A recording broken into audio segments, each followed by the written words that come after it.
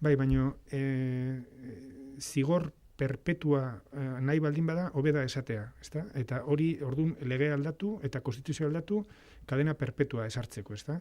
Zeren Europa mailan oso, osea, 25 urte baino gehiago kartzelan pasatzea oso arraroa da. Oso arraroa da. Eta hemen presoak daukagun legediarekin egunen baten aterako dira kalera, bere kondena bete dutelako. Baina ematen du horren kontra agertzen direla batzuk, ezta? Eta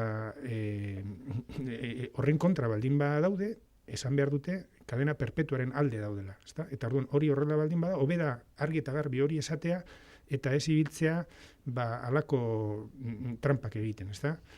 Guk ez gaude kadena perpetuaren aldekoak, gu usten dugu reinsertzioa izan behar dula kartzelan egotearen helburu nagusienetako bat, eta hortara dedikatu behar dugula indarrak. Zergatik, bizikidetzan eta etorkizunean garrantzia dutelako.